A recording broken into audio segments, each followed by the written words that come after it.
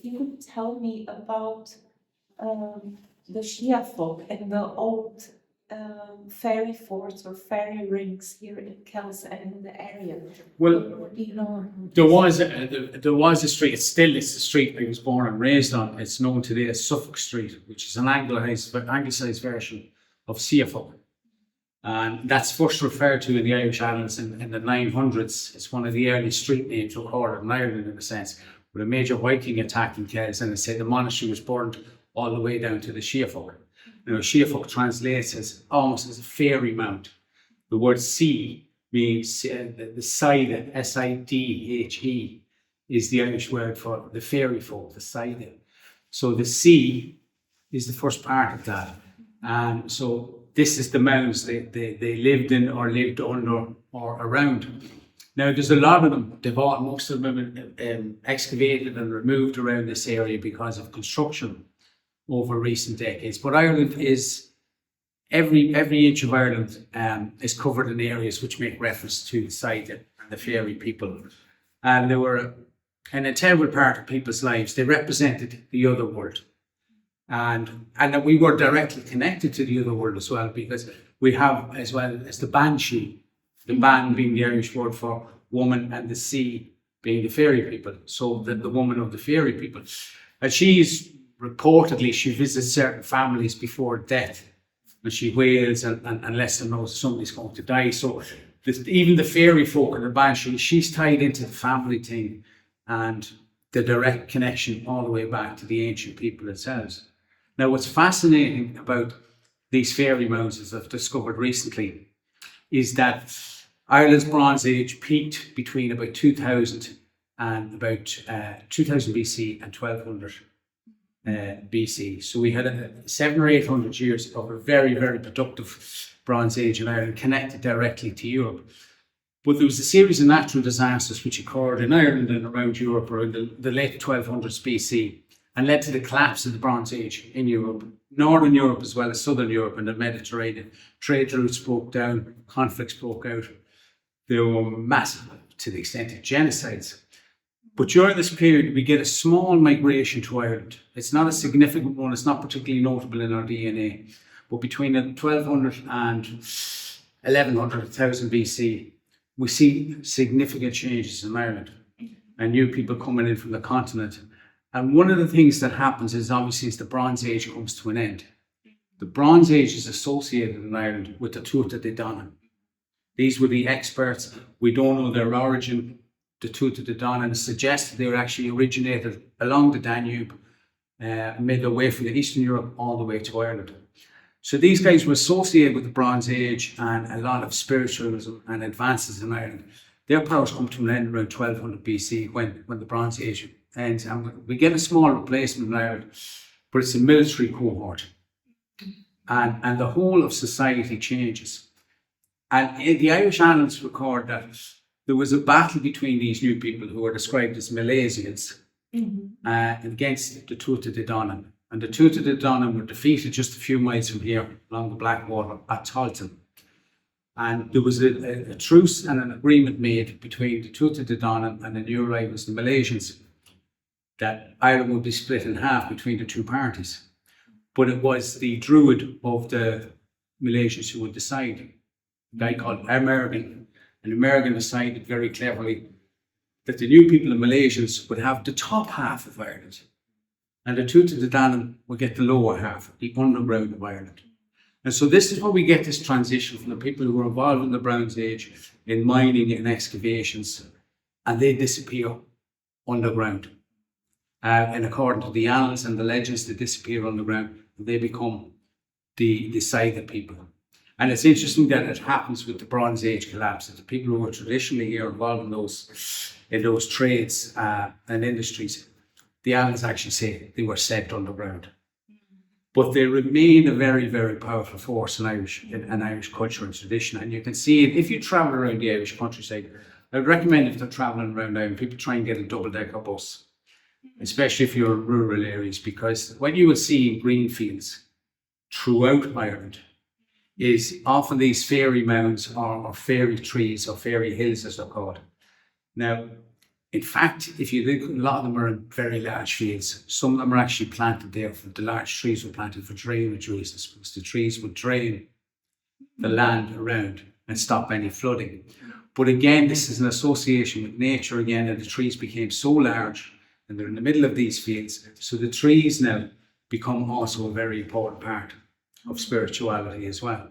But you can see these anywhere from Kells to Dublin. I would say between Kells and Dublin, there are literally hundreds on either side of the road. So you're going back to a very rural community back then. There was no towns, there was no villages. So these fairy mountains or these fairy hills and these very large trees were the centres of spirituality from that point on. And so from about, it's hard to say exactly, but certainly from at least 3,000 years ago, the Sídhe or the fairy people become central to Irish folklore and tradition. Whether they were there in the format or not before that, we don't know. But we have a continuation. With the arrival of these new people about 1000 BC, we see the origins of really what we know today as the Gaelic culture. The language that we have today, the traditions we have today, a lot of it emanates, or at least was crystallised about 3,000 years ago by these people, who also took in, they didn't take over Ireland, they were small in number, so what they did was they amalgamated with previous traditions as well. So what we have in Ireland is a tradition that began in the Neolithic period of 6,000 years ago, extended with the Bronze Age arrivals to the Dawn about 4,000 years ago. But even when that changes when we enter into the Iron Age about 3,000 years ago, there are changes, but there's a continuum. Yeah. And so this, up until this day, where people still today, even in Kells, they don't recognise or formally are not educated on these things. There is in our culture an understanding that you still don't interfere with a fairy mound. You don't touch a fairy tree. If it's very old, don't touch it. And this is not a silly thing. Yeah. This is a case where adults, old people, don't touch that. It's real. Don't go near that. Don't bring bad luck on the family. But was it then preserved somehow? Because you said there was a sheep fort here and it was built over by the Suffolk Street. So was it disturbed in any way? I believe what the Suffolk actually meant, Suffolk Street itself is on a slope.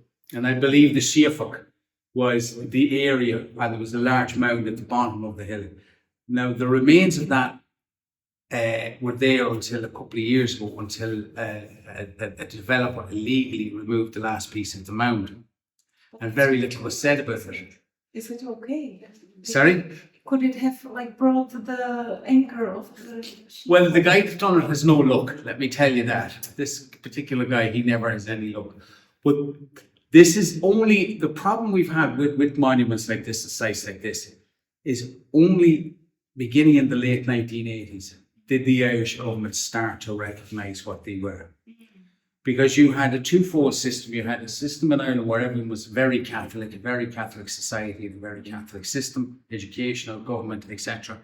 But alongside that, you'll see it in rural areas, particularly in the west of Ireland, or even in the east, you had old traditions, which no one could quite explain, which were pagan in origin. Yes. Some of these days were still celebrated quietly or given Christian names, and wells were given the names of saints. Certain areas were given the names of saints. So the pagan history was replaced in a sense, but people still knew these areas were pre-Christian. But there was no, in very Catholic Ireland, if you look through books written in the 20th century and research them, there's very little research into our pagan and ritualistic past because it was a taboo subject. And so that actually had a knock-on effect in Irish development and the construction industry, where these monuments, park monuments, were seen and ignored and demolished. And again, only in the late 1980s, when the church's hold in Ireland was broken and ancient heritage, we tried to look for another source for spirituality. It's only then these sites became recognised. So now, in recent decades, there's a lot more protection of them. And out in Taunton, along the Blackwater here, just a few kilometres east of Kells, there are, in one area, there's a 5 square kilometre zone where they have come across over 220 monuments, which include a lot of these spiritual sites. But now, the preservation is very, very strong on them. Yeah. But still, there is not a lot of research or digging being done because there are so many of them around Ireland.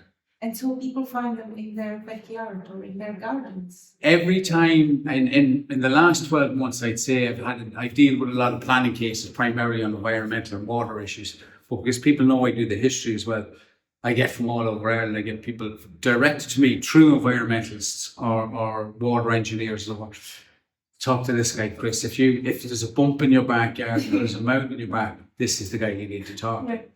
So it's nice, yeah. And around here, I had a farmer very recently who put a lot of work into researching his land as well. And instead of basic agriculture, like he's looking at potentially cultural heritage tourism or even agro-tourism to try and preserve the landscape, still utilise it, but make people aware and educate as well. To try and bring back that connection with the land, as I say, which is something that we almost lost. We were hanging by a thread, I'd say, up until the last couple of decades. But now there's awareness, particularly in changes around the world, geopolitical changes and cultural changes and a lot of racism and so forth, that the Irish are questioning who exactly are we? Are we Europeans? Are we of the British, or where are we from? So there is a great interest again. Almost when the thread had broken, the fine thread had broken, it's now being repaired. And so where we'll go from this, I don't know, but the fairy mounds in particular seem to hold a fascination for people. But people, there's another, or a belief, a general belief of what the Sídhe are and the fairy people are. They're not, as you see in a lot of contexts in other countries or other traditions, they are not evil. They are of us as well. They are of the land and they are part of us as well. And literally what happens to you is, in a sense, karma. If you interfere with the fairies or the fairy monuments or the land or with nature, which is the unstated connection here. Yeah, so if you harm it, you get bad luck. You will have bad luck. There was a case a few years ago, I can't think of the name of the road, but there was a major bypass in the south of Ireland, which was planned. But unfortunately, the road bypass went directly over a large fairy tree and a fairy mount. And there was a campaign. Now, this was millions and millions of euros in investment and infrastructure. It was a campaign, and everyone laughed at it to protect, to divert the motorway, the road around the fairy tree. People laughed. But in the end, the government erred on the side of caution. They moved the road around the fairy tree. Oh, that's good. That's a true story. But that's good that they do that. It is. It's good for a lot of reasons because it shows a respect. Yeah. And it also, there's a fear in it. Mm-hmm. There is a fear. There was guys sitting in big offices in government and in Dublin making decisions, and they said, well, I'm not going to be the one Afraid to put that one through that. Yes. Yeah, that's good. That's good. Absolutely, and I think it's an inhibitor still in us in Irish. As I say, our parents or older people would say, and now even young, my nephews and nieces say, don't touch that tree, don't touch that particular area. The fairies will come and get you tonight if you do. So it's a warning. It's actually it's a veiled warning. Don't touch nature, or nature will come for you. They be upset if you walk there or if you just observe it. That's No, okay. no, there is, of course. Ireland is a very small island, but everywhere has its own version of every story. You go a couple of miles and there's a different version of the same story or tradition. So you will have, in a lot of cases, we were growing up, it could be an old wall that was in danger of falling down, and it was just a danger around. But the lad would say, don't touch that, that's a fairy wall if you touch it. So it was a one-way system for everything to don't touch anything you're not supposed to, the fairies will come for you. But that is inbuilt, that it will be the fairies who will come for you. It wasn't that the devil will come for you or the goblins will come for you or anything else. If you're good, the fairies will be good to you. They'll bring you good luck. So I would say those cases where, we've had just certain areas, where you don't walk around the backwards 3 times at midnight and certainly there. But that actually those things are actually more of a Christian tradition, the kind of horror aspect to it of God and the devil. Because in these cases where you do the wrong thing, it's the devil that appears. So there's a church in Minalty just a few miles from Kells, and it's called the Devil's Gates in Minalty. And it said if the gates are open, if you pass at night, and if you close the gates, you'll be dead in 24 hours or 48 hours. So there are all kinds of beings. They're not always kind. They're like humans. They can be good and bad. Well, no, I would say it's simpler in Ireland. On the Christian element, you have the devil and you have Satan and you have evil spirits, but they are not present in Irish traditional folklore. There is no determinable evil presence. Evil will come to you if you do evil. Yes. But there is no evil. That's really There is no nice. evil searching for you. Yes, that's it. It's a basic. Powerful. Evil only comes if you do evil deeds. And so simple, Well, but so true. When you live in a society that predates judicial systems and courts and police officers and surveillance systems, you had to have a method in which to try and keep people, as we say, on the straight and narrow or decent. And so you have a different set of beliefs, which are, if you look at the Christian society, the 10 Commandments. They're pretty straightforward rules for any society, pre-Christian, pre-Judaism. You don't kill people, you don't steal from your neighbour, you don't do these things, or your community or society will collapse. Yes. But we, in our society, didn't threaten Satan or the devil or hell for the breaking of those rules. It was just you would get your return in kind. The fairies would deal with it for you. Here I noticed that it's kind of reversed, that like you have many beings that are dark or they may appear devilish, like the Poka or these beings. They're dark in color, but they're actually positive. So, again, in the other way, we would think everything bright and shiny is beautiful and kind, and what is dark is evil. What does this mean, that it's usually dark? Well, it's your interpretation of your natural landscape around you. We have to think prior to electricity, not just in Irish culture, but in all cultures. When it went dark in the evening, it went dark. It was black.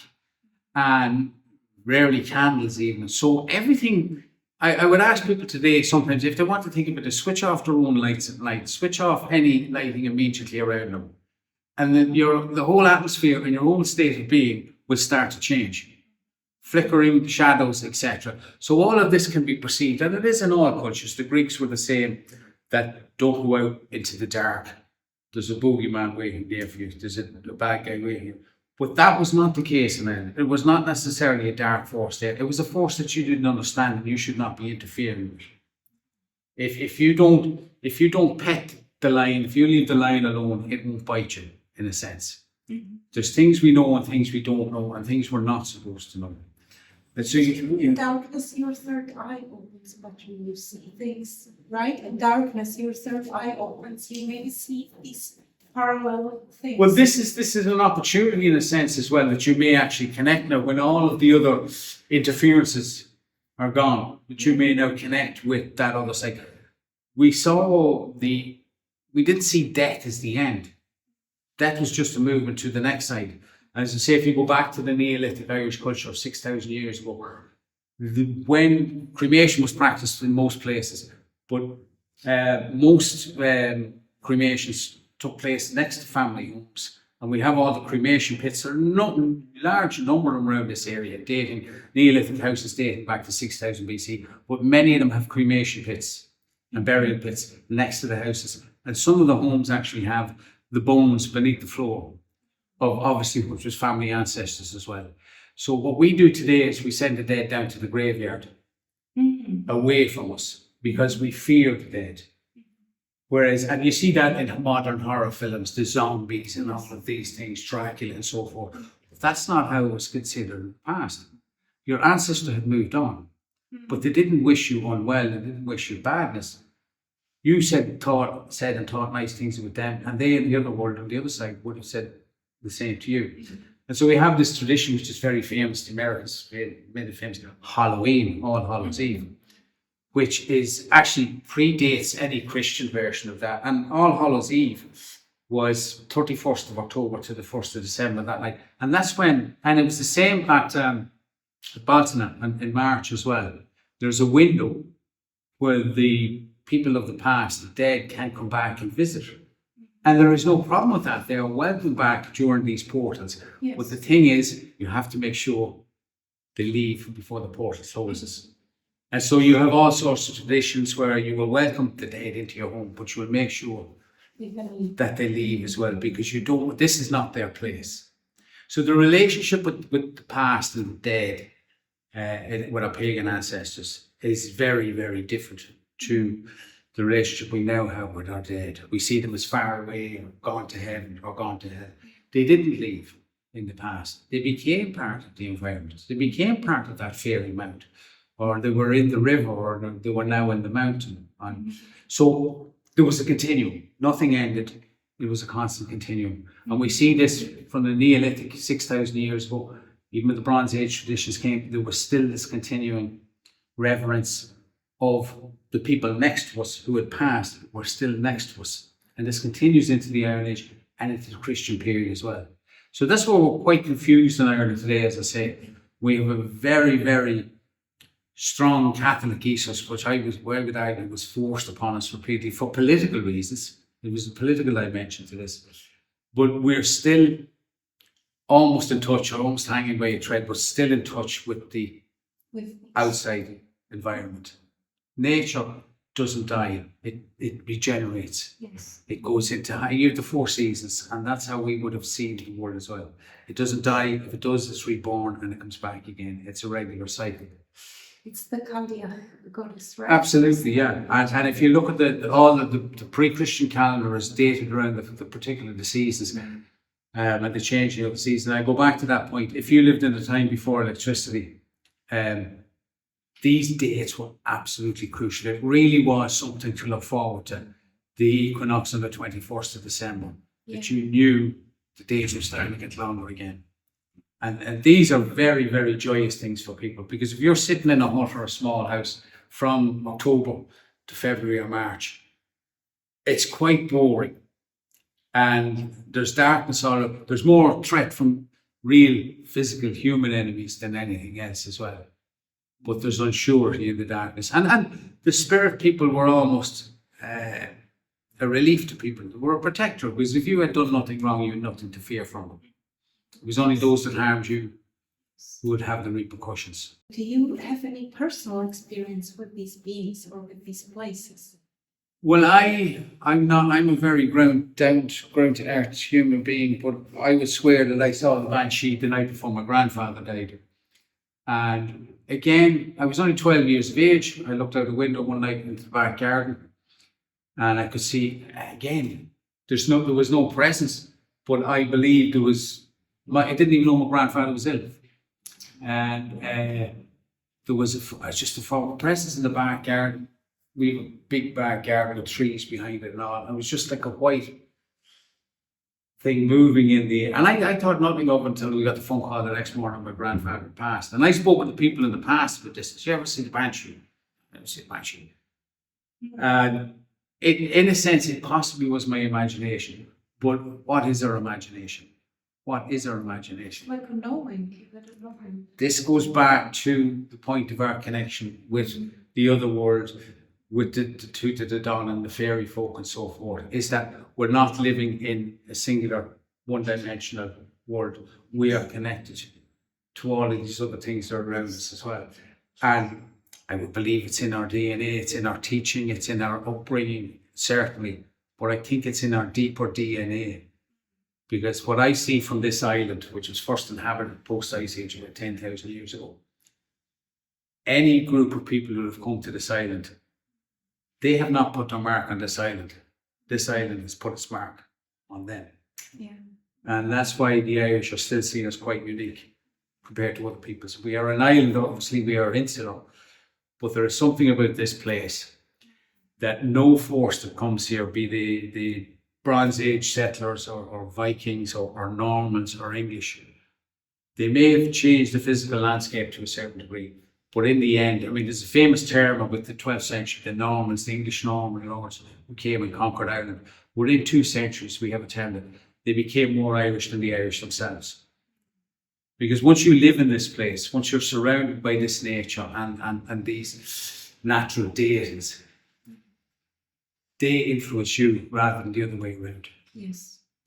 And so when we go abroad as Irish, we typically stand out as well because we're modern people, we're well educated, we speak English and all of that, but we have what I would say a slight kink.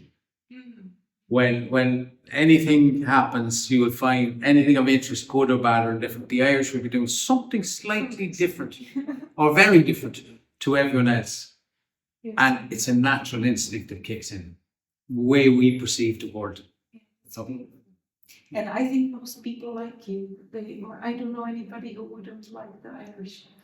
what we do, we have, again, you have to look at how much of this maybe is down to not just emotions in our own generation, but carried emotions throughout time. We went through a very dark period under English for a number of centuries. And there is no doubt that century on century, if you look at mental health issues and psychology and that, you can see on a broader, you look at the Native American Indians, if you look at the Aborigines in Australia, there has been an emotional decline in those societies, a feeling of powerlessness.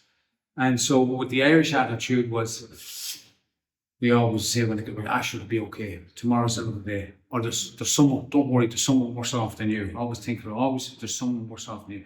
So there's a way of just getting on with it. And there's a feeling that you are not alone. Yeah. There's always a feeling that you might think you're alone, but you will call on ancestors, you will call on whatever you need to call on, and it gives you that little piece of extra piece of energy to be Irish. You just do it. Yeah, This yeah. beautiful country. The island has made us for various different reasons. Yeah. It's a very special place. Well, it's changing. Modernity is changing everything. But as I say, there's a kind of a pushback against that is happening. I've noticed in the last few years more. COVID was helpful, but it reawoke. A lot of people couldn't move, they couldn't leave their homes, so they started looking at the stuff that was around. They're walking around the town here, walking around the area, and I saw a major increase in people asking questions to me and to each other, and discussions going on. Oh, did you know there's a stream down by such and such? I never knew that was there, etc., etc. All these new things popping. The things that were right in front of the right, that until modernity, until a generation or two, things you were absolutely dependent on. Local woodlands that provided timber, the rivers, the lakes, the streams, the wells that provided the water. Now, again, with modernity, you get up in the morning, you switch your light button, and your light comes on. So there's no darkness anymore. You turn a tap, and your water appears. You open a fridge door, and your food is there. It's But very easy. until just 2 generations ago in Ireland, none of these things were there for a lot of people. So we stepped very fast into modernity, but modernity doesn't provide any kind of spiritual sustenance, and we know that now. We can see in the 21st century, people are buying more and more products, they're consuming more and more, they're updating their furniture, their clothes, their houses, but they never stop. Yeah. Whereas if you look to nature, I could go out to a field here or onto a hill, I can sit there for a day. Yes. Especially over 4 seasons. I can go back at different times of the year. Yeah. And I would say, oh, look at that tree's in blossom now. Oh, look, the river's a lot higher there now. God, those cattle are very fat. The grass must be great this year. It happens to me here in the Irish landscape. When I sit down or lie down, I feel like I can just be there, like live there in that little region. If you find a calm place, Again, it's it's connection with the nature, with the instantly switch. I leave the town centre here and I go up to the hill of Lloyd, which is just a couple of kilometres from the town. And I would often in summer even, sometimes I like the cold wet weather sometimes. I like standing on the hill in the wet stone because you can go home and have a hot cup of tea in the shower. It's great. But as I say, seasonally, I would sit up on the hill of Lloyd or sit on the wall up there. And it just draws you into it. yes. It just pulls you back in and it calms you down. And it resets your timer in a sense. And I don't like leaving the hill, but I'll walk down about 2 hours later and I go, oh God, I have to walk back into this Yeah. chaos of modernity again.